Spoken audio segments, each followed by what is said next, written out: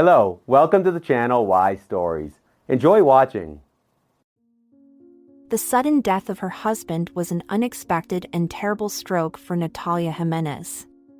Bolívar Valiente went to the market to buy homemade sour cream and fresh fish, as he usually did on Sundays. He loved when his wife grilled fish in an oil sauce. Natalia was happy to do it to please her husband.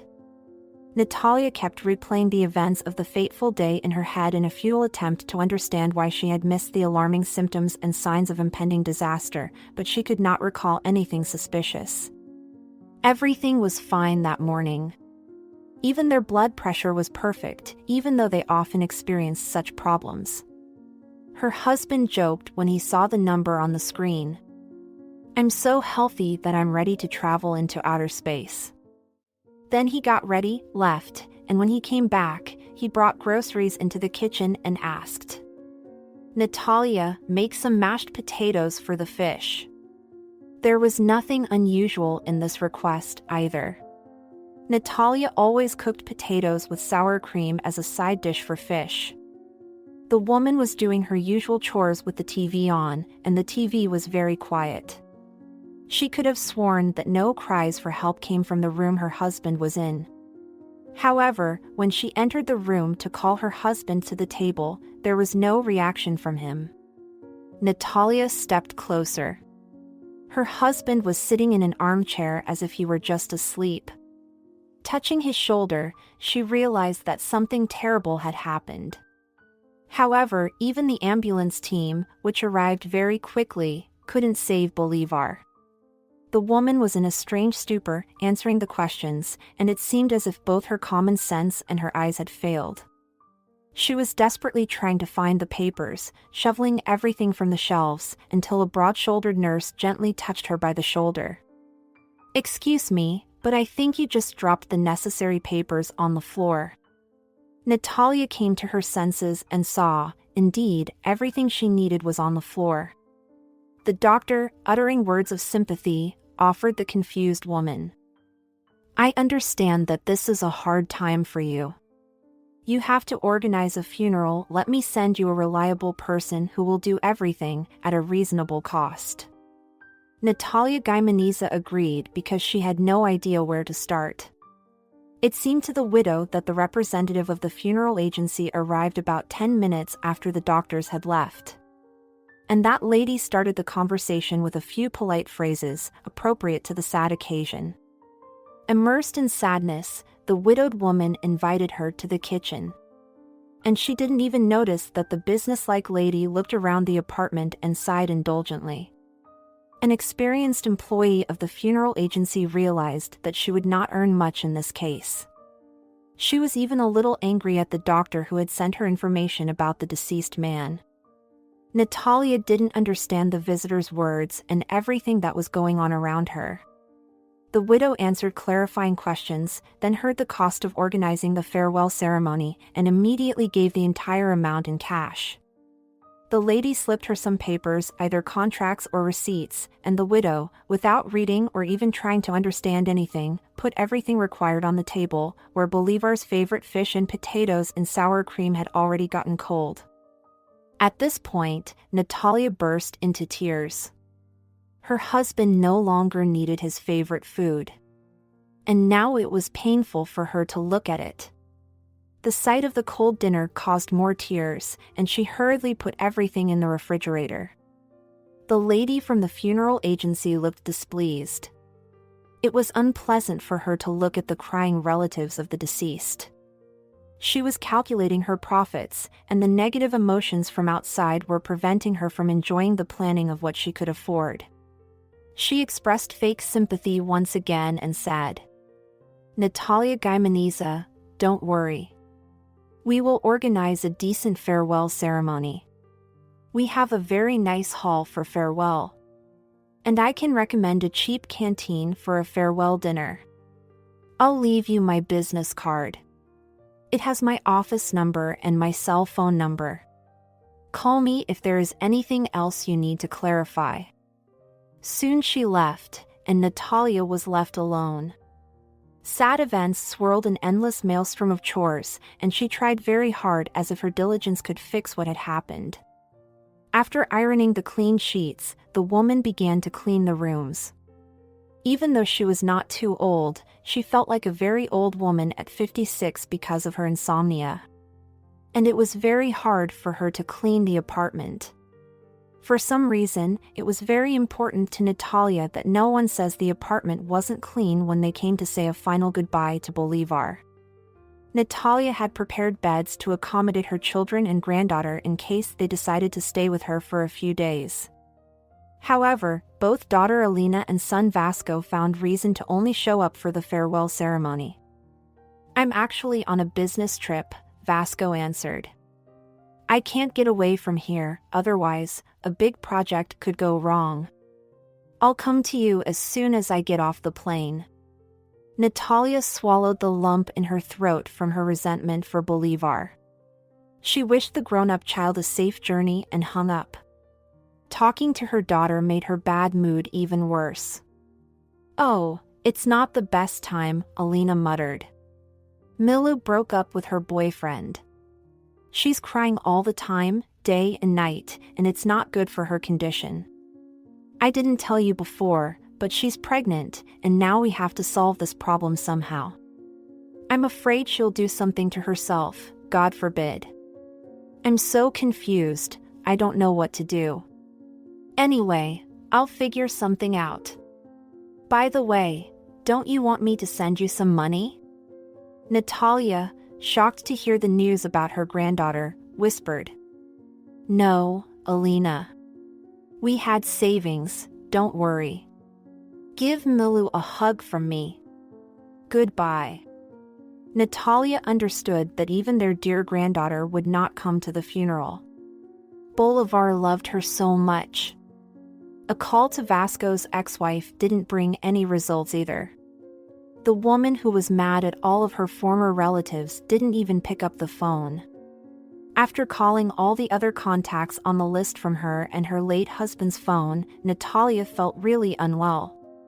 One of her neighbors, who stopped by to express sympathy, noticed that something was wrong.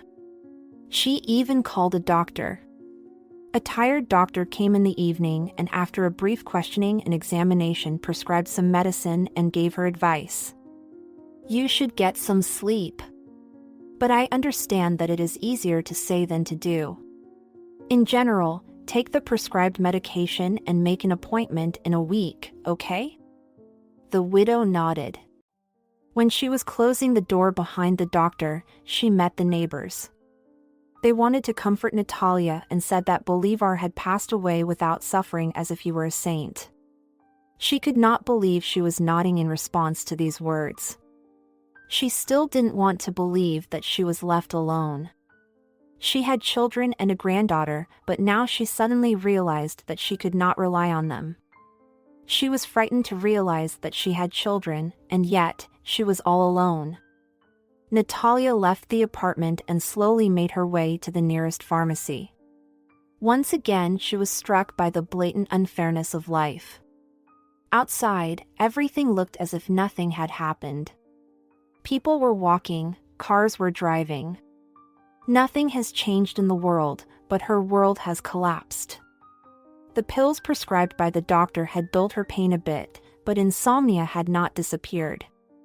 The woman tried to live an ordinary life, but she did everything automatically, as if her mind was in a fog. There were no thoughts in her head. There were flashes of some faces, someone said something, and Natalia even responded. But in a few minutes, she couldn't remember what she was talking about, or who she was talking to. When Alina and Vasco finally arrived, everything was ready for their father's last farewell. Granddaughter Milu could not come. And for the first time, Natalia Gimenez felt an emotion other than muffled grief, so she worriedly asked, "Is Milu all right? Is there someone to look after her?" Alina said, "Don't worry." Her boyfriend came to her again with apologies and chocolate cake. You know how Milu loves chocolate, so she forgave him everything. So she's in love and happy again. But I told her not to come here. The negative emotions are not good for her right now. Natalia obediently agreed. Yes, I guess it's the right decision. If she gets nervous, she might have problems with the baby. It's better to be careful. Bolívar would probably understand his granddaughter and would even try to keep her from sad ceremonies. Even the worst events come to an end at some point. Thus, Bolívar's funeral was over. Neighbors, friends, and relatives slowly left the cafe, and after the funeral dinner Natalia, Vasco, and Alina returned home. The tired widow refused to have coffee with her children and went to get some rest. She thought she would fall asleep in a second, but the dream stubbornly refused to envelop the woman in life-saving relaxation. While she was busy with funeral arrangements, she was somehow distracted. But now precious memories seized her. As she thought with a smile about her first kiss with her husband, she even managed to fall asleep. But suddenly loud voices woke her up.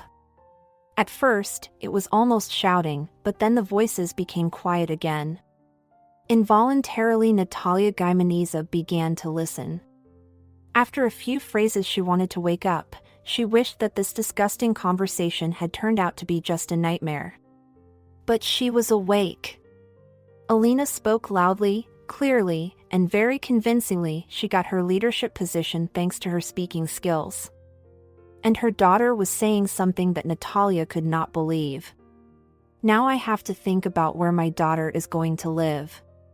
Her boyfriend is going to live in my house, and he has no house and no money. I don't want Milu to be nervous now. I think they should move into this apartment, it would be perfect. A voice that sounded a lot like the voice of her dear son Vasco also said some strange phrases. Sister, you want too much. Your daughter gets this apartment, and what do I get? You know that after the divorce process, I live in such a crap place that I can't even invite a woman there. So let's make it fair. Natalia was waiting with horror to see what Alina would say. And she heard an ingratiating speech with very unpleasant meaning. Vasco, I know that your situation is not easy either. I understand. Even though you are a normal man, as long as you live in such a crappy place, only an alcoholic or a homeless woman would agree to date you. Do you have any ideas about what to do with this apartment? Natalia's heart was beating frantically, but her son's answer did not please her. I think the only fair way to divide the property would be to sell the apartment and divide the money into 3 parts. But the money each of us would get wouldn't even be enough to buy a tiny room. But you and I will at least get the money. And where will our mother go? I'd put her in a nursing home. How do you think? Can we talk her into it? Alina raised her voice, trying to convince her brother. Actually, she has no rights to this apartment. Our father bought it before he married her. So if we do it right, you and I will be the first priority heirs. Vasco's voice had a hint of joyful relief at having suddenly found a way out of a difficult situation. And he was trying to find a noble justification for an unfair, mean decision. You're right. Why would she need such a big apartment? She is alone now. And if we sell it and divide the money, no one will get anything good. Alina, I remember that she had some relatives somewhere in the countryside. We need to try to turn the conversation in such a way that eventually she will suggest this idea and not me or you. In fact, it would be better for her there. Clean fresh air, organic food, no city noise. That's right, Vasco. She must go to the village. It will be better for everyone. It's easier to divide an apartment between 2 people, Alina laughed evilly. Natalia couldn't believe her ears. She had gone through so much pain for the sake of her children. And now, a few decades later, instead of love and care, she will receive such disgusting gratitude in return. Her heart raced, it was hard to breathe, and her temples throbbed. The woman knew what this symptom was. Reaching for the nightstand, she quickly took a pill under her tongue to lower her blood pressure. The noise gradually subsided, both behind the wall and in her ears. Natalia tried to take deep breaths but felt she was desperately short of oxygen. The woman had experienced this before, but she was much younger then. Many years ago, a very young Natalia, following other children, hurried home from school in a neighboring village, taking the shortcut across the river.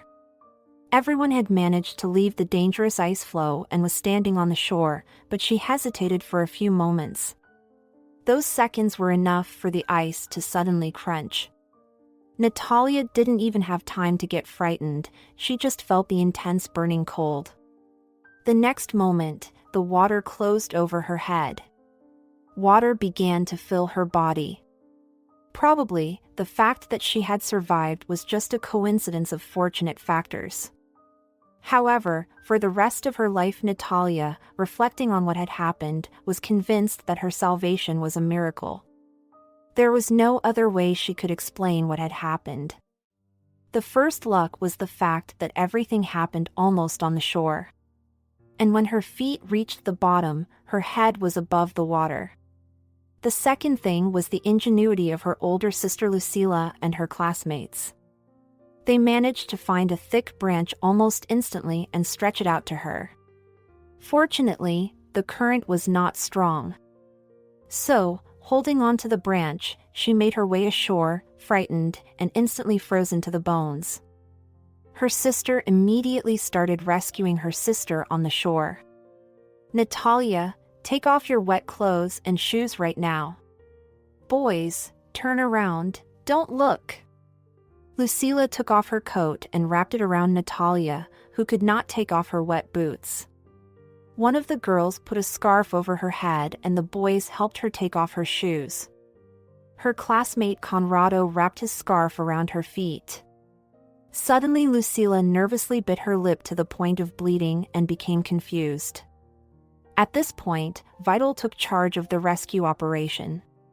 He was in high school with Lucila. He quickly took off his coat, took the nearly drowned girl in his arms, and said, "All right, Lucila, put my coat on you now." Conrado wrapped the scarf around Natalia's feet even more tightly, and "Everyone follow me. We need to get to the village as quickly as possible. Whoever comes first, tell the parents, so that they can meet us." The children silently ran forward, and only the older boys talked to each other from time to time and helped Virgilio. Years later, Natalia thought that everyone who had helped her on that fateful day had done a heroic deed. The children knew that they would be punished by their parents, who had strictly forbidden them to walk across the river in the spring, but they were not afraid to ask adults for help. An old car driven by Lucila and Natalia's grandfather met them halfway to the village.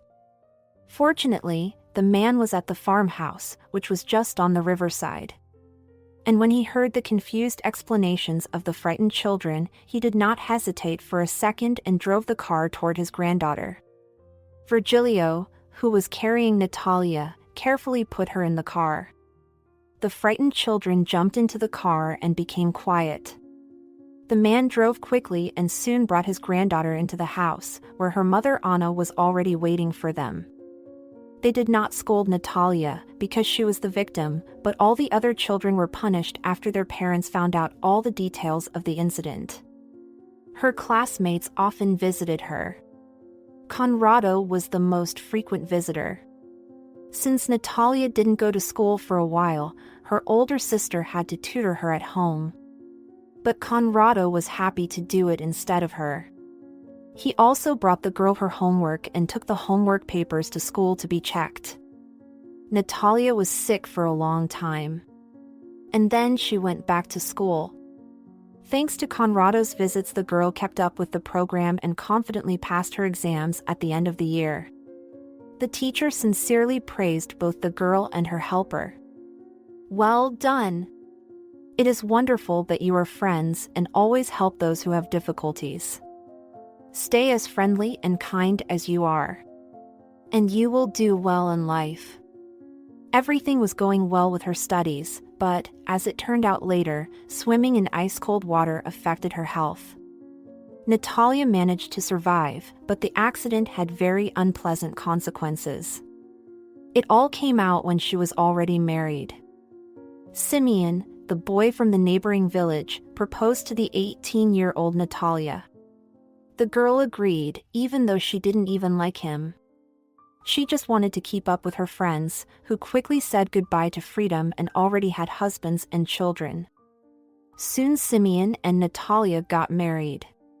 She always thought of her first experience of married life with a shiver. Her husband never argued with his strict mother, and her mother-in-law felt like a full-fledged mistress who got a new servant. Natalia worked very hard from dawn until dusk, doing absolutely all the housework. And during the breaks, she raced around the village working as an insurance agent. Her mother-in-law forced her to take this job. Natalia was ashamed to complain to her mother and sister, and she silently endured even the most unfair reproaches. Years later, the woman bitterly thought she had wasted her youth trying to please people who didn't care about her. It seemed that all Simeon cared about was that his mother was happy, that there was always a delicious hearty meal, and that his clothes were always clean and tidy. If he was in a good mood, he would try to distract his wife from troubles by inviting her to the club. And when he wasn't in the mood, he didn't care about anything. Sometimes Natalia would complain to her husband that his mother humiliated and abused her, but he would only say indifferently, "What the hell are you talking about? You're just bored because you have too much spare time. I don't know, find yourself some hobby." It was as if Simeon didn't even notice that his wife was running around like a squirrel in a wheel, doing all the housework, even some of the typical men's work. Her mother-in-law grumbled at Natalia, but noticing her industriousness, she gradually burdened her with new responsibilities. Things could be fine, but Simeon's mother was concerned about the fact that she had no grandchildren. The mother-in-law began to blame Natalia for her health problems. Apparently, the grumpy woman didn't expect the patience of her tireless, shy, and almost speechless daughter-in-law to run out. After 5 years of living in her mother-in-law's house, bursting into bitter tears and carrying a half-empty suitcase, Natalia returned to her mother. After calming her daughter down, Anna heard a sad confession. "My mother-in-law kept asking me why we couldn't please her with a grandchild. I kept saying that everything is okay, we just need time, but a month ago she took me to a doctor she knows in the city. She sent me for a full examination. Yesterday I went to the hospital again. The doctor told me that I have no chance to be a mother. When I came home, my mother-in-law was aware of my sad situation. My packed suitcase was already in the hallway. My husband also walked around the house gloomily. I realized everything myself. He doesn't need someone like me. I said that I would file for divorce myself and came here." Natalia burst into tears again. Her mother hugged her tightly, whispering words of comfort to her. Lucila, who had heard the end of the bitter conversation, rushed over to them almost immediately. "Don't cry. Neither your husband nor your angry mother-in-law is worth a tear. It is very good that you came back to us."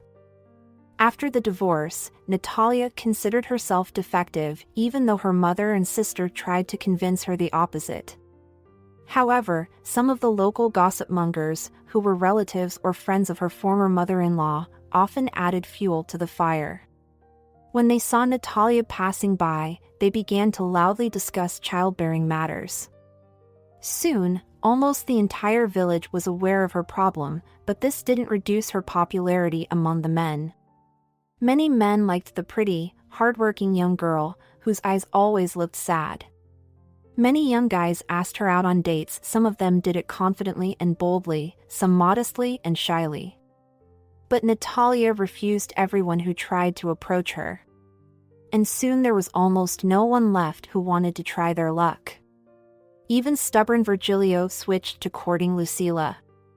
Only a grown-up former classmate Conrado, who returned from the army and got a job in their village, still tried to get at least a tender look or a smile from an old acquaintance when he met her. In the spring and fall, he would give her flowers and fruit he picked in the woods. And in the summertime, he pleased her with wild strawberries. Lucila wanted her sister to be happy. She saw that Conrado was sincere, that he had real feelings for Natalia, and she told her sister, "Natalia, don't be silly. Conrado is a great guy. He's hardworking, he doesn't drink, he's reliable. And people say he's going to build a house. You can see he treats you well. Who helped us with our vegetable garden free of charge? Conrado. He treats us with respect. What else do you want?" Natalia heard her sister say this many times, and she always answered, "He won't be happy with me, I won't be able to give him a child. I know that Conrado is a great guy, that's why I don't want to ruin his life.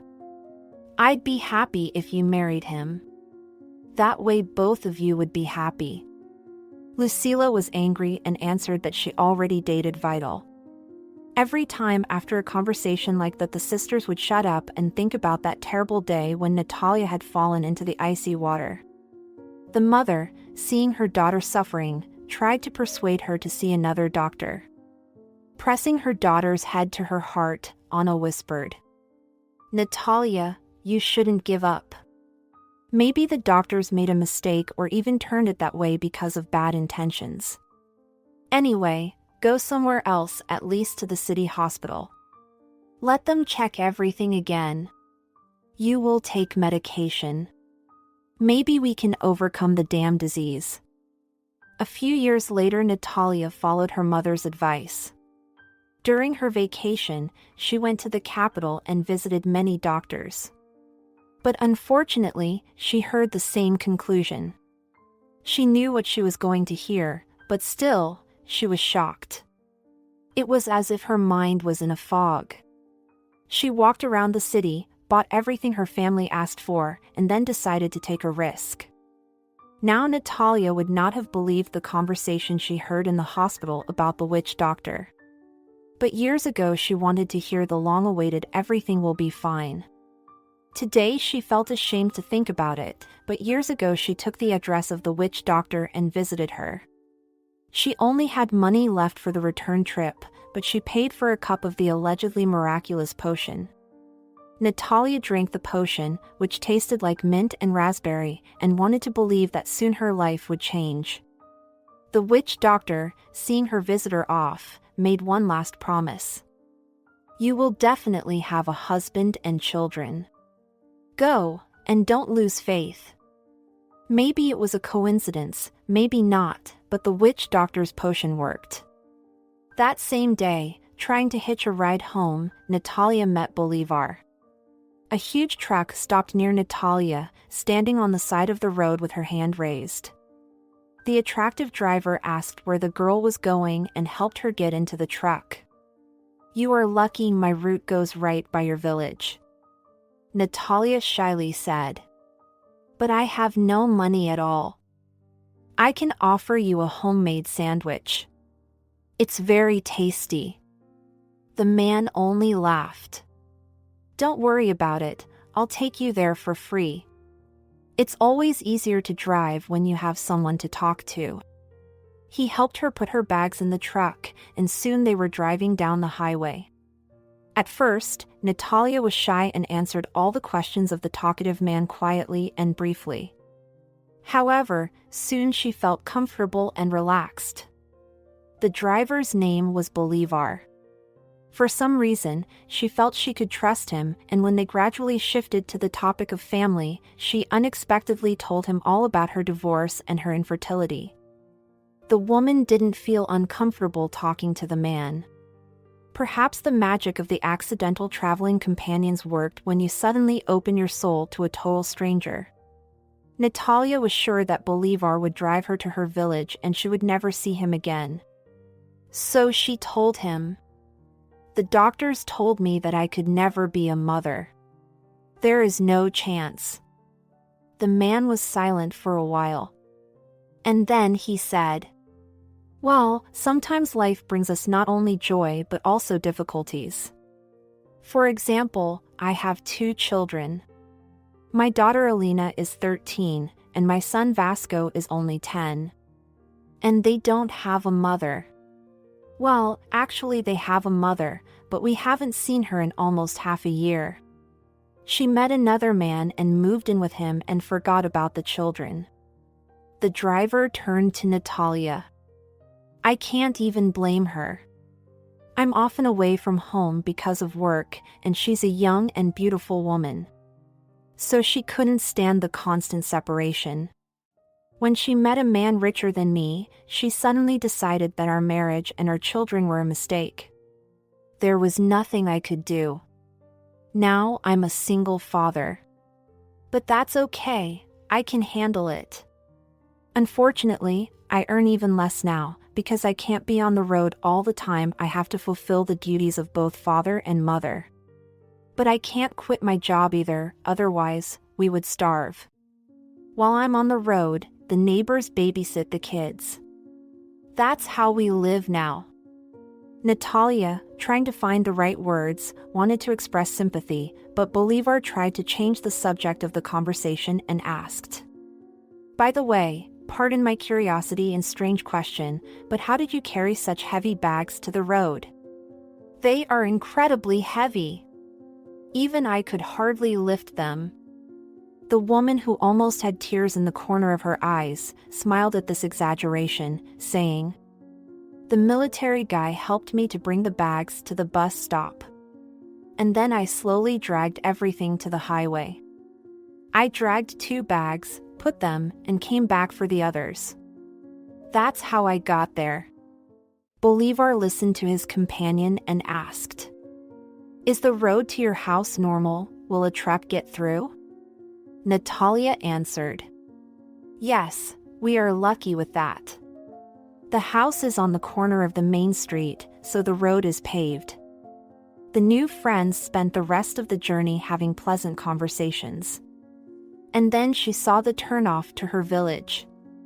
She planned to get off at the corner, walk to the house, and drag the heavy bags somehow. But when Natalia told Bolívar to stop, he suddenly turned the wheel, and the huge truck soon drove into the village. The driver helped his companion to get out of the truck and carried the bags to the gate, joking about their weight, but flatly refused to have lunch. "Thank you, but I have to drive. I have to deliver the cargo on time.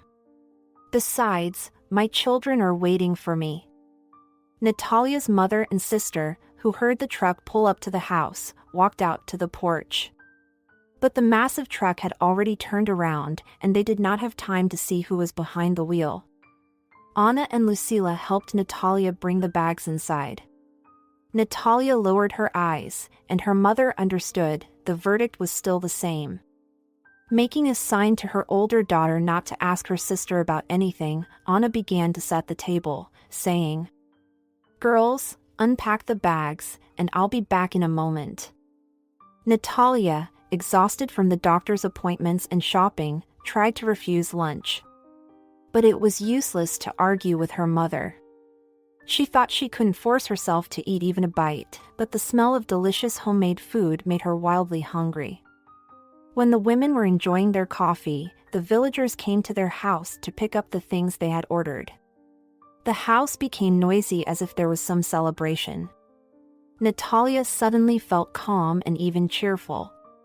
Someone was trying on shoes and clothes, someone was sharing sweets that were not sold in the village. Suddenly, curious neighbor Simplicia asked, "Natalia, who drove you home?" "I was working in the garden and heard the car engine. Then I saw a man helping you. Handsome and tall. And he is not old at all." The villagers joked about Simplicia. She always complained that she had a hearing problem and could hardly see anything.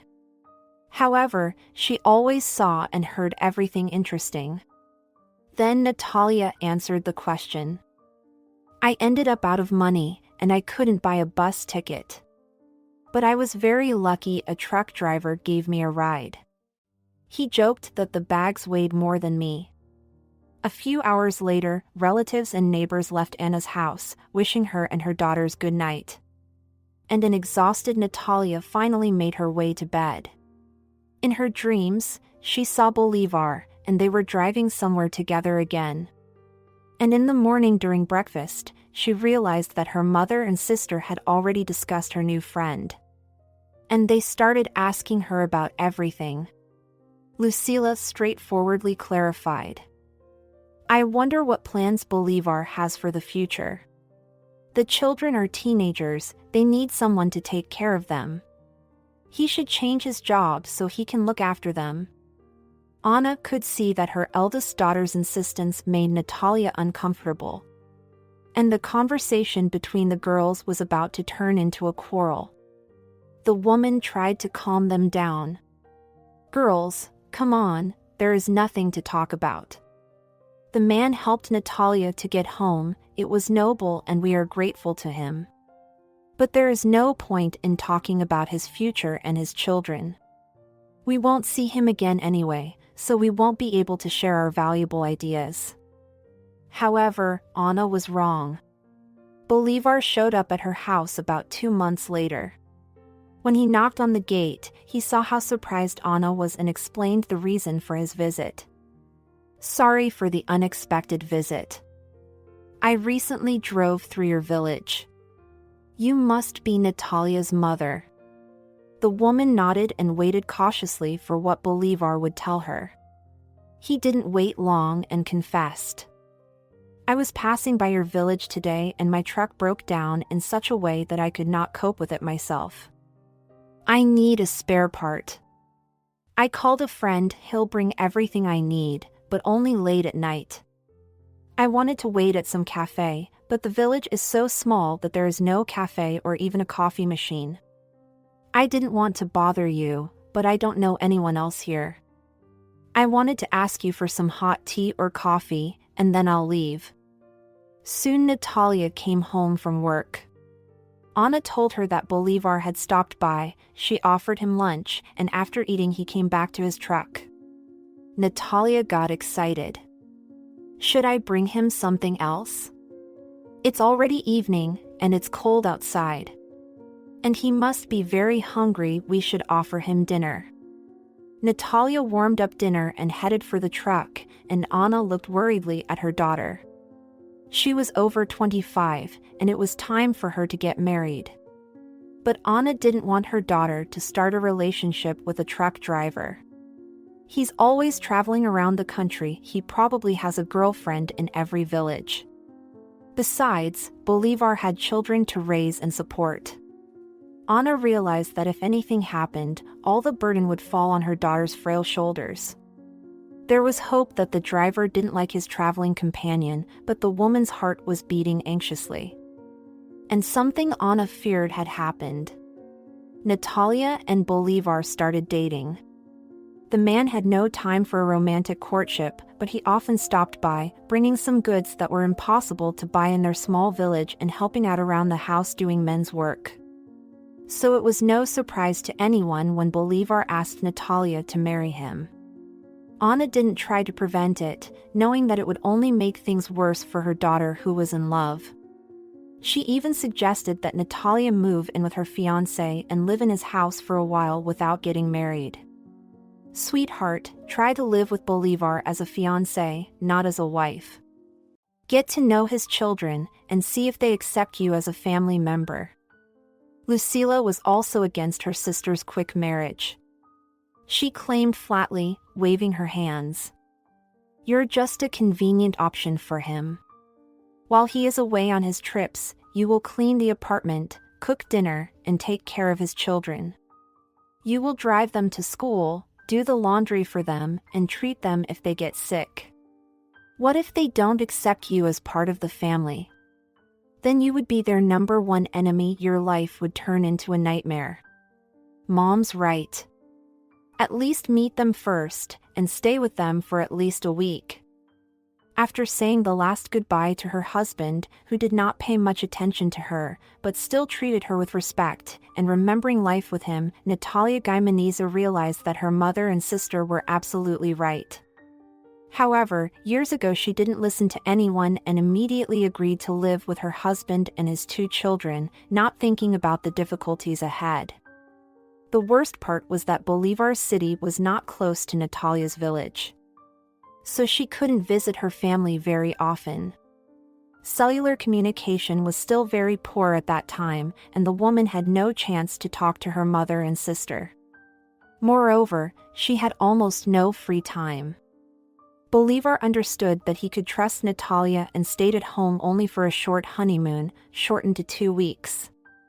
Even on their honeymoon, they were rarely alone, his children were always with them. He wanted Natalia to spend more time with his children and make friends with them. Afterward, he was almost always away on trips, and Natalia had to be both mother and father to his children. When Bolívar was at home, Alina and Vasco behaved indifferently with their stepmother. But the very first time Bolívar left, as soon as the door closed behind the man, the girl said, "Don't even think of taking our mother's place. You are just a servant, nothing more." Natalia didn't try to impose her friendship and didn't bother the children with unnecessary conversations. She understood that it was not easy for the teenagers to accept her in their family. But she tried very hard to be helpful. However, teenagers responded with animal rage and constantly mocked her. They did disgusting things every day. For example, she repeatedly found different things in her shoes, from worms to glue. But Natalia didn't punish the children and patiently explained to them, "I won't tell about it to your father, because he works very hard and I don't want to make him nervous. But still, Alina, Vasco, please at least let's respect each other." The children, knowing that they would not be punished, agreed, but continued to make mean things. One day Natalia was cooking dinner. Bolívar was supposed to return from another trip that evening. Dinner was almost ready, but she suddenly realized that she didn't have the necessary seasonings, so she went to the store. But when she returned home, she realized what the children had done. There was no cooked dinner, all the pots and pans were empty and clean. And Alina, looking straight into her stepmother's eyes, brazenly said that Natalia didn't cook anything at all. "You must have thought about it, and then you fell asleep, and in your dream, you were cooking something." Tired Natalia would have believed her stepdaughter, but the children, who had thrown the dinner away, cleaned the pot, and even thrown out the trash from the bucket, forgot to throw away the rest of the ingredients. It was still in the fridge. That time the woman couldn't stand it anymore, and without raising her voice, she said, "So, that's it. When your father arrives, just tell him why you threw the dinner away. And I'm going home." Natalia stayed at work until the end of the day, and in the evening she really went to her mother and sister's house.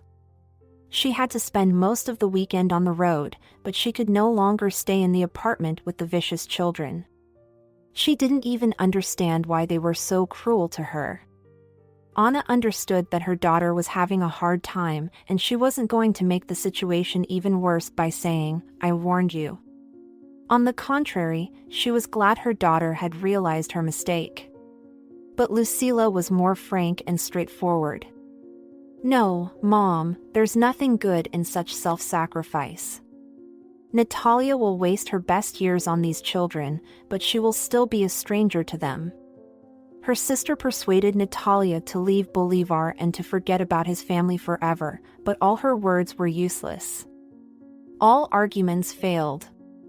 Bolívar came to pick up his wife on Sunday afternoon and firmly said, "Natalia, come back home." Alina and Vasco promised to stop their pranks. The woman believed it. Accompanied by the quiet sighs of her mother and sister, she returned to the city. Alina and Vasco really stopped doing horrible things. They were no longer rude to Natalia, no longer mocked her, and the woman was happy to think that the dark streak in her life was over. Now she had a husband and children, as that which doctor promised. And all her problems were just a bonus to the fulfillment of her greatest wish. Natalia raised Alina and Vasco as her daughter and son. The woman forbade herself even to think of giving up this difficult burden. They were not her biological children, but she was the one who sat by their beds at night when they had a cold, went to parent-teacher meetings, and helped them deal with all sorts of troubles. She wiped Alina's tears after her first love disappointment. Natalia even babysat little Milu, allowing her stepdaughter to get a college education. And now it turns out that none of them considered her a family member, and they didn't want her in the apartment they had all once been happy in. Or maybe she imagined that they had been happy. It was unfair, but the woman could not blame anyone but herself. Natalia rubbed her suddenly numb palm and thought about the past, afraid to even imagine her future. Maybe the perfect family existed only in her imagination? In the past, life went on by inertia, but now she had to figure out how to behave with Alina and Vasco. Natalia Gimenez knew herself and understood that she could not pretend. She would no longer be able to smile at her foster children, knowing they appreciated her no more than the rug on the doorstep.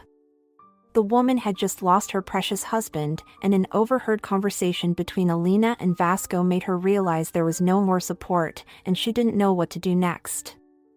The pain in her heart didn't go away, but the pill did have a life-saving effect. Natalia Gimenez's breathing became easier. But now she didn't even know how to go on with her life. Memories of the difficult past were replaced by anxiety about the unknown future. Vasco and Alina talked about the woman's home village. But Natalia had nowhere to go back to. Her sister lived in that house now with her family. Would they let her in? Would they let her stay there? After all, the house was not very big, and there wasn't much room. Natalia certainly didn't want to be a burden on her sister. The widowed woman was extremely uncomfortable. Natalia bitterly regretted that after her mother's death, she didn't communicate much with Lucila. Her sister always told the truth directly, even if the truth was unpleasant, but she always stayed by her sister's side. No matter what was going on, she always felt supported. Natalia always knew that they would give her the right advice and suggest how to fix the mistakes she had made.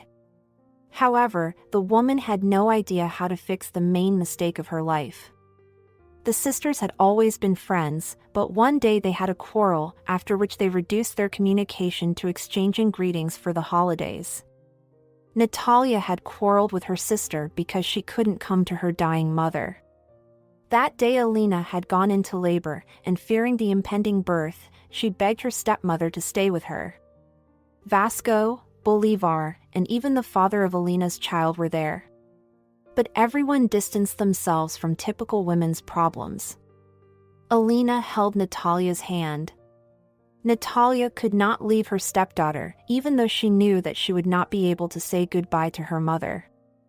Bolívar took his wife and daughter to the maternity hospital. Natalia spent almost 24 hours there, and after the joyful news of the birth of a baby girl, she rushed to the village, but she was too late. Lucila was angry and offended and scolded her sister. But then they hugged each other and sobbed for almost an hour. Natalia understood that Alina could stay in the hospital without her. The stepdaughter didn't even thank her. And Natalia could not forgive herself. She fussed over helping Lucila and felt guilty all the time. The tension in the air between the sisters led to conflict. Lucila rebuked. "You are so silly. Think about yourself. You have turned into a powerless servant. Bolívar and his children manipulate you. You couldn't even come to your mom. Your husband and his children knew your mother was dying, but they forced you to go to the maternity hospital with Alina anyway. Does the fact that you were in the maternity hospital make it easier for Alina? No, but this princess is just used to you doing whatever she says." Natalia tried to justify her stepdaughter, and after that, the sisters had a final quarrel and stopped communicating. A few years after the unpleasant scene, Natalia wrote a letter to her sister apologizing, and they began to correspond. However, their letters were short and brief, without any details. The sisters had only seen each other a few times in the past 20 years. It was because of the distance and the fact that Natalia was busy taking care of her husband, Alina and Vasco. She couldn't leave them even for a few days, especially since her stepdaughter and stepson were always having problems. And they couldn't handle anything without her.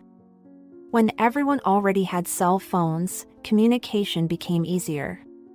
But letters and paper postcards stopped going from the village to the city and back.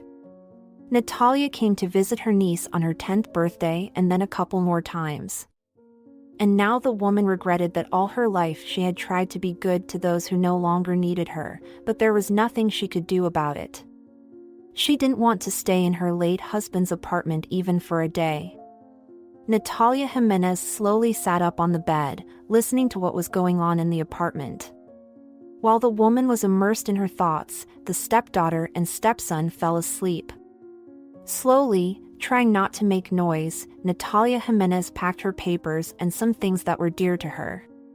Fortunately, there was a large bag in the room. She bought it once when she went to the health resort with Bolívar. Natalia Gimenez sat down at the table to write a note for Alina and Vasco, even though she knew that her disappearance would not upset them, but only make them happy. Carefully, trying not to cry and not to leave traces of her tears on the piece of paper, the woman wrote, "Alina and Vasco. I can't stay here. I'm going to the village. Goodbye." The unfortunate Natalia, who had become lonely and homeless overnight, found herself on the empty streets of the city at night. Some dog owners were walking their precious pets, taking a late-night stroll. Youths were lounging on some benches. But the woman fearlessly walked even past the noisy companies. She could not imagine anything more frightening than what had already happened to her. Natalia even thought that she wouldn't mind if her mediocre life ended here, on the streets of the city, where she was an unfortunate obstacle to the happy resolution of the apartment issues of her kids. But there was no trouble on the way to the train station, and there was even a cozy place for her in the waiting room. She did not even have to beg anyone to let her in. Natalia thought this was a good sign, but she could not sleep. As soon as the ticket office opened, she bought a ticket to the nearest station to her home village. Subconsciously, the woman wanted Alina or Vasco to call her, make excuses, or even ask her to go back home, and she prepared arguments for refusal. But no one called. At first, Natalia thought that Bolívar's children hadn't woken up yet. Then she, still trying to justify them, assumed that they just hadn't found the note and thought she went to the pharmacy or the grocery store and would be back soon. But no one called, neither in the afternoon nor in the evening, when the woman was on her way out of the city. And she finally realized, no one needed her. It hurt, but Natalia thought it was not right to cry in front of others. It was very difficult to forget the resentment. But the woman tried to push away all attempts to think about where and when she had made a fatal mistake.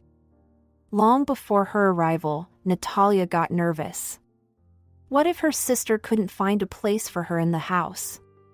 For some reason, she didn't come to Bolívar's funeral and didn't even text her in response to the news of the man's death. The woman was too afraid to call and notify her sister that she was coming, and now she regretted it bitterly. What if Lucila went somewhere?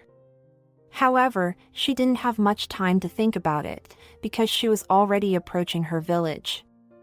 Tired of nervous tension, the woman called a cab. Even though it was not the cheapest option, she wanted to get to her mother's house as quickly as possible. The driver took the passenger to the right house, and the woman watched for a few minutes the sister, who was cleaning the yard. Her heart raced again, and deciding not to hesitate any longer, Natalia opened the gate.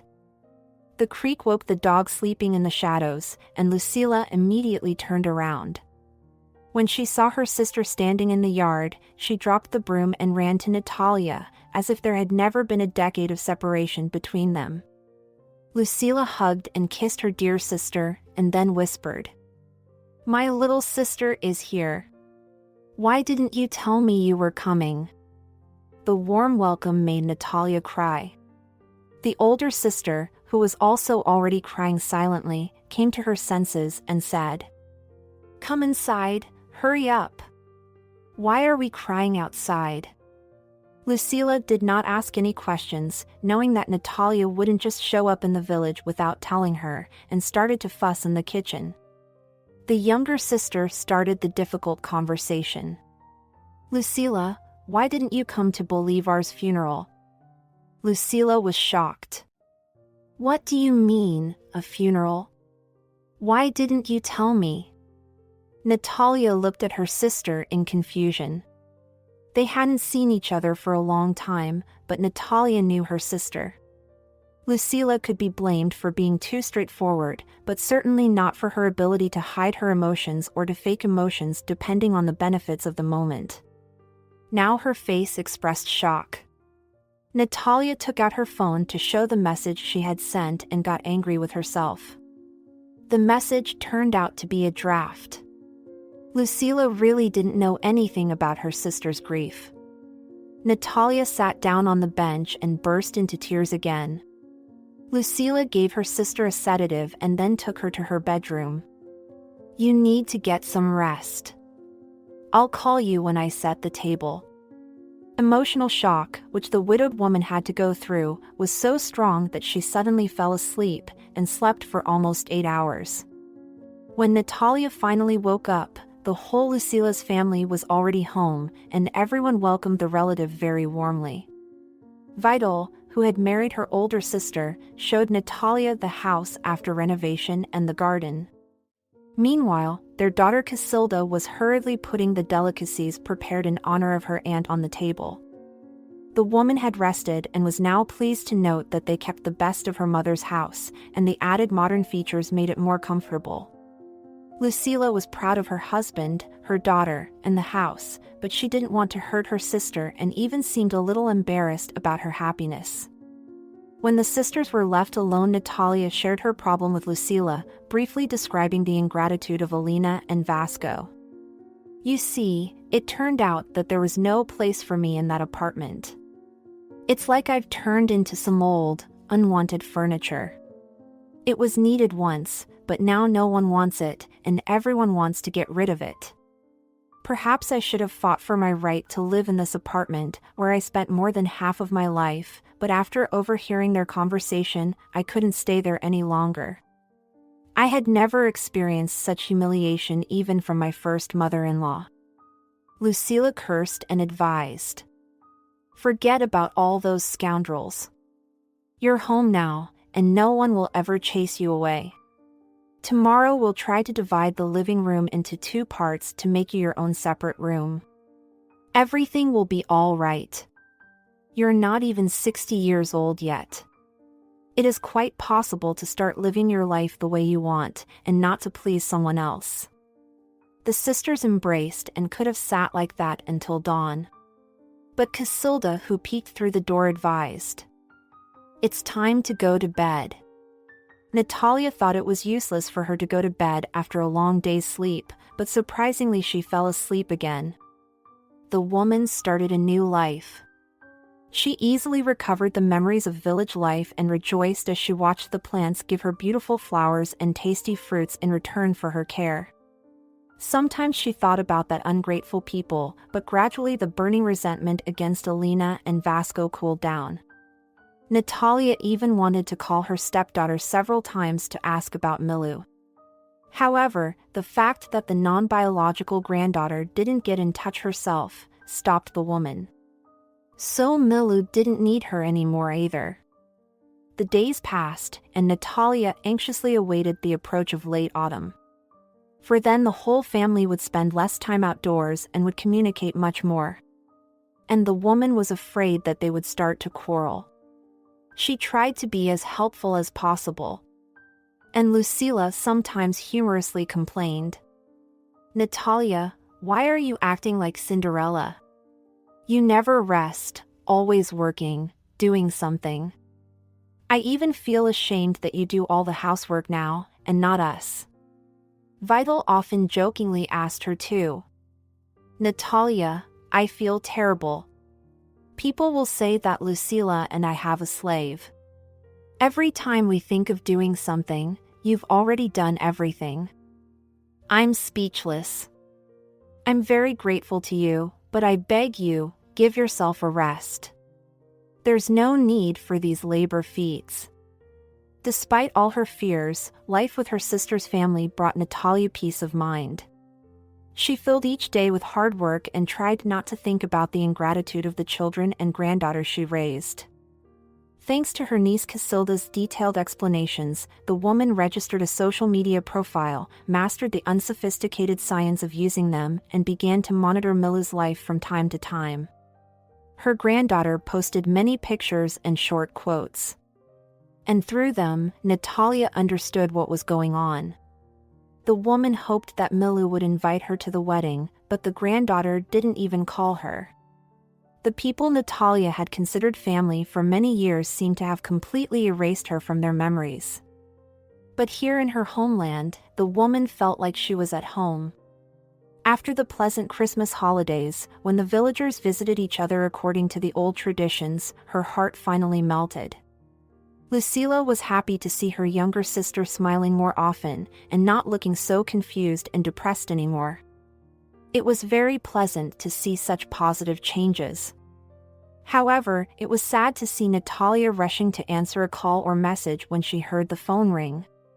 But each time she looked at the screen with disappointment because the names on the screen were not the ones she wanted to see. Obviously, she was waiting for calls from the people she had devoted her life to, but in vain. One day Lucila, her husband, and Natalia stopped by to visit their very old teacher. Despite her old age, the old woman was still very lively and had a terrific sense of humor. Thanking her former students for bringing goodies, the teacher suggested, shyly, "Guys, what would you say if I ask you to help me organize my anniversary? After all, I'm turning 80. The old teacher looked at the guests with hope in her eyes, and they answered together, without hesitation, "We will help, don't worry." The teacher smiled. "Oh, thank you so much. You remained the same kind and sincere children I taught in school." And they began to discuss the details of the party. Some ideas seemed good, some didn't, and they changed the original plan several times. While Vital fixed everything that required a man's strength, the three women made a list of who could be involved in organizing the party, and they made a list of the people they were going to call. Lucila immediately called her friend, who worked at the school, and after a short hello, she asked, "How do you think? Can we throw a party in the school building? We'll clean everything up after the party, don't worry about that." After a short conversation, Lucila smiled at her teacher and her sister. "No problem." Otilia even scolded me for the fact that we might have doubted her. "She was your student too, and she is willing to help in any way she can." The elderly teacher was happy. And Natalia finally had something important to do. She started by calling everyone whose phone numbers she, her sister, and Vital had. They couldn't find some people right away, and Natalia tried to find them through social media websites. Most of the former students, having heard about the upcoming anniversary of the person who introduced them to letters and numbers, did not hesitate to agree. It took a lot of effort to get Conrado's number, and as it turned out, a few months ago he decided to live by the warm sea, fulfilling his long-held dreams, and went abroad. One of the employees of his company lived in his apartment, and Natalia found out about it from this employee. However, the person she talked to flatly refused to give his boss's phone number. When she asked him to write down her contact number and tell Conrado that a former classmate was looking for him, he hesitated, and then he honestly said, "I don't think it's appropriate to bother the chief. If you want, I'll give your number to his deputy. They communicate almost every other day. I think if Conrado considers it necessary, he'll contact you immediately." However, Natalia didn't want to wait. She managed to find the contact of a former classmate. And even though the call abroad could seriously reduce the funds in the account, she dialed the numbers. Unexpectedly for Natalia, Conrado recognized her from the first words she said. Or maybe his employees warned him. Whatever the case, there was sincere joy in his voice. "Natalia! I can't believe my ears." The woman explained to the former classmate the purpose of her call, and he responded enthusiastically. "Of course, I'll be there." They chatted for about 10 minutes, recalling their wonderful school years, and then the man realized. "Natalia, I just realized that we are in different countries, and you will get a phone bill with a large sum." "Okay, bye. Now I'm going to book a ticket." The woman replied with a laugh. "Conrado, come on. There are almost 2 months before the teacher's anniversary." The man firmly said, "I heard your voice and realized I no longer want to relax here. I want to go to our village. Besides, probably my help will come in handy. Anyway, see you soon." The conversation with Conrado made Natalia feel cheerful, as if she had dropped the weight of her burdens. The quality of the telephone connection was perfect, and she could hear her former classmate as clearly as if he were in the next room. Soon her phone received a notification of a money transfer. It was her classmate who had sent her a compensation payment for her phone bill. Natalia shared the results of the phone conversations with her former classmates with Lucila. And Lucila noticed some excitement in Natalia. Preparations for the celebration were in full swing. And Conrado, who really arrived soon, helped a lot in many ways. He secretly paid most of the bills of the old teacher. Together with Natalia, the man drove to various stores. He agreed to go through several options so that all the plans would come to reality in a perfect way. Conrado realized that he still had feelings for Natalia, whom he had been in love with since childhood, but now he liked her even more. The man bitterly regretted that he was not brave enough to confess his love to his classmate and instead joined the army. Upon learning of Natalia's wedding, he fell into a long depression. Later, when he returned from the army and met Natalia, she was so overwhelmed by the failed marriage that she stubbornly rejected all his signs of attention. When Natalia started a second relationship, he was sent to work in another city. Upon his return, Conrado learned that Natalia had slipped away from him again. A wave of despair and anger flooded the man's heart. He was angry with himself and quickly quit his job, left his village, where everything reminded him of his unhappy love, and moved to the capital. He cured his broken heart with work and managed to build a business that began to bring in a consistent income after a series of ups and downs. Realizing that fate has given him the last chance, Conrado began to court his former classmate. Natalia was quite surprised when the man gave her flowers and confessed his feelings. "I always loved you, since childhood, but I didn't dare to tell you about it. I wanted to confess everything to you so many times, but I was afraid. I lost you twice. But I won't make that mistake again. Both you and I deserve to be happy." Natalia gently touched his forehead, as if checking the temperature, and said, "Look, Conrado, your head doesn't seem to be very hot. But you should check it with a thermometer. What makes you think we're going to be happy together?" The woman realized by the man's suddenly sorrowful face that she had offended him, but she did not apologize or try to rectify the situation. Later, when she shared the news with her sister, Lucila said, "Natalia, are you out of your mind? He's been in love with you since childhood, and he finally confessed it, and you still don't take him seriously? You've wasted your life on the wrong men, and you're refusing a decent man again. Come to your senses, don't do it. Give yourself a chance to be happy." Natalia tried to turn everything into a joke. "That's how you see it? Kisses and romantic dates instead of going to the hospital in our old age?" But Lucila ignored her sister's joke. "My silly little girl.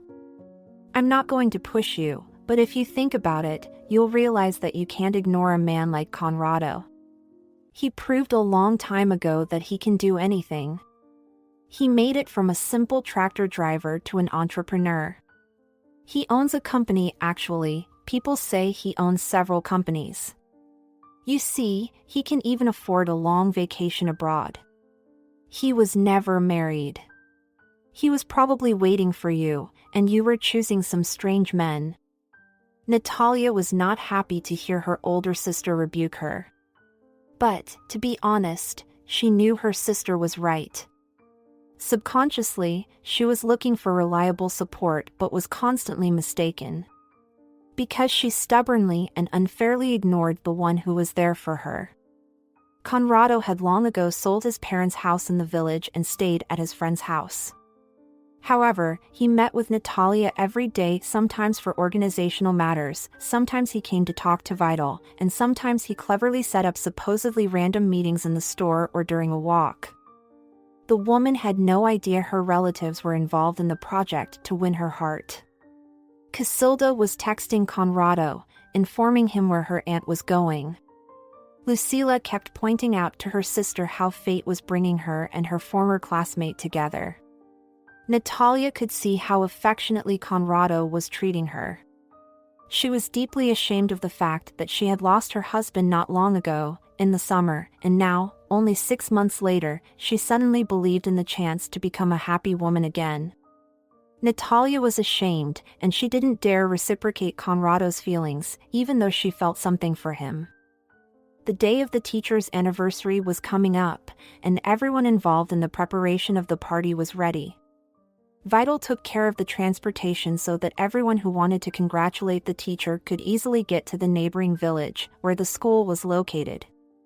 Although Natalia took part in decorating the hall for the party, she looked at everything as if for the first time. It was beautiful and very heartwarming. The anniversary party was in full swing, and most of the people present had already said congratulatory speeches in prose, poetry, and even in song format in honor of the teacher. Suddenly, Conrado approached the microphone again. After apologizing to everyone that he would be speaking on another topic, the man turned to Natalia.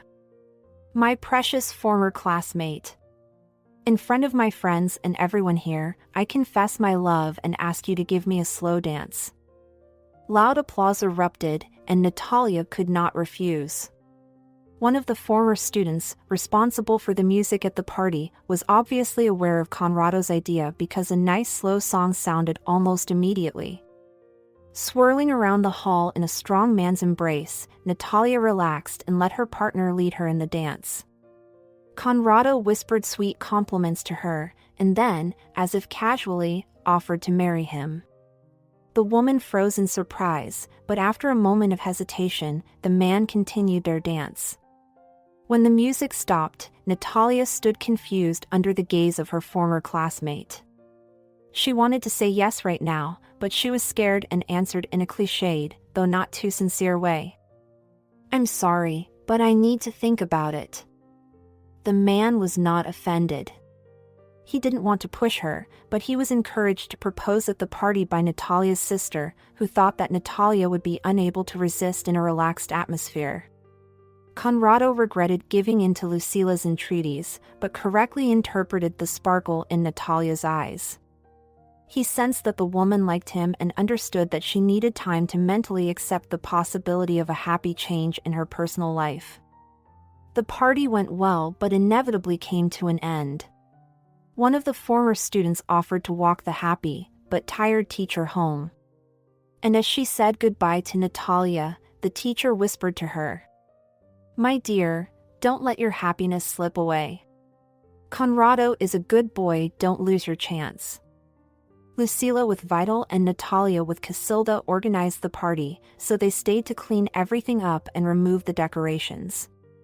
Once again, Conrado's help came in handy. He explained simply, "I am in no hurry at all. I'd be happy to help you." Natalie glanced furtively at the man who was trying to do the cleaning harder than anyone else and thought that she had lost too much time in her life. By the time the company that had finished cleaning returned to their village, all the members were already yawning. Conrado went home. Vital, Lucila, and Casilda went to sleep. An anxious Natalia went to the World Wide Web for solace. She tried to read a book, but couldn't understand a word because her mind was occupied with other thoughts. Then she decided not to try to distract herself and opened a social media website. She was busy preparing everything for her teacher's anniversary, so she hadn't checked Mila's profile in a long time, and now she was shocked. All the recent posts of the non-biological granddaughter were filled with pain. Natalia wasn't just in shock. She reread it several times and was horrified. It turned out that Mila's labor was complicated, but she and her newborn son were discharged from the hospital almost immediately and were simply advised to go to the pediatric clinic for a checkup. Natalia looked at the list of diagnoses given to the baby and was horrified. Milu asked for financial help from everyone who cared. Natalia immediately forgot all the resentment that lived in her heart. The compassionate woman immediately decided to send financial help. However, after finding out how much money was required for at least the first phase of the surgery, her heart ached. The money she could give was just a drop in the ocean. Suddenly, Natalia came up with the idea of asking Conrado for help. Without waiting until morning, the woman quickly dressed and headed for the man. Natalia was in a state of shock, so she didn't think about embarrassment or anything else and just told about the girl's misfortune. The situation couldn't be worse. Her child urgently needs surgery. He has so many diagnoses that we can't wait. Her baby just doesn't have time. I couldn't even wait until morning. Please, Conrado, if you can, help Milu and her baby. Please, time is their greatest and most ruthless enemy right now. The man hugged Natalia and tried to calm her down. I promise, I will do everything I can. In the meantime, let me walk you home. It's cold outside, and I see you were in such a hurry that you didn't even wear something warm enough. Conrado kept his promise. By the next evening, there was already a post published on Mila's profile, thanking everyone who helped to raise the necessary amount of money. Natalia appreciated the generosity of her admirer, and instead of torturing Conrado with uncertainty, she told him that she had thought about the proposal and said yes. The man was incredibly happy, and he insisted to celebrate the wedding according to all the rules. Natalia tried to dissuade the happy fiancé. Conrado, are you kidding me? How can I wear a white dress with a veil if I'm getting married for the third time? Besides, technically, I'm in mourning. Conrado wanted to register a relationship with a woman he loved so long and faithfully, and he wanted to do it as soon as possible, but he agreed to wait as long as Natalia wanted. I won't rush you, but please don't marry anyone else. We have lost too many years. The woman shook her head. No, I'm wise now, and I won't make the same mistake as I did. Now I will only marry you. On the anniversary of Bolívar's death, Natalia went to his grave and was shocked to see how untidy it was. The woman sighed, cleaned it up, and on her way back to her village, she took advantage of the long waiting time at the bus station. She bought an envelope, notebook, and pen, wrote a letter, and dropped it in the mailbox there. When she was already on the bus, she regretted her impulsive act, but there was nothing she could do. A few days later, when the letter had traveled its intended route, Alina opened her mailbox to get her utility bill and found an envelope with no return address. There was her last name and two names, her and her brother's. The handwriting seemed familiar, and the woman opened the envelope in impatient curiosity. There was a short letter on a white piece of paper. Hello! I don't know who gets this letter, Alina or Vasco, but that's not the point. I think that whoever receives it, you will find a way to pass the information on to your brother or sister. I just wanted to ask you to take care of your father's grave. Also, I was going to thank you for not being a hypocrite after he passed away. About a year ago, I accidentally overheard your frank conversation, and I realized that I had completely failed in raising you. I tried to put my soul into you, to provide not only everyday comfort but also to teach you to be kind, merciful, and caring. Unfortunately, I failed to do that. So not having the right to live in an apartment that I had kept clean and tidy for 3 decades was the least of my misfortunes. However, I'm not angry, and I hope everything will be all right. Hug Milu and her son. Alina shuddered. She had found the letter in the morning and realized that Natalia had heard her conversation with her brother, and it hurt her feelings. She wanted to call her but didn't know what to say. Apologizing was silly and childish. Apologize and ask her to come back? Then how to solve the critical housing problem? She decided not to show the letter to anyone, tore it into small pieces, and threw it into the waste paper basket. Natalia never learned of the letter's fate. Soon she married Conrado and finally learned what it's like to live with a man who respects her opinion and listens to all her wishes. By joint decision, the newlyweds settled in their home village. Lucila was very happy for her sister, who had found her happiness through suffering, and told off her new family member. "Oh, Conrado, if you were more determined, Natalia wouldn't have to go through so many trials." If you're enjoying it as well, leave a like and subscribe.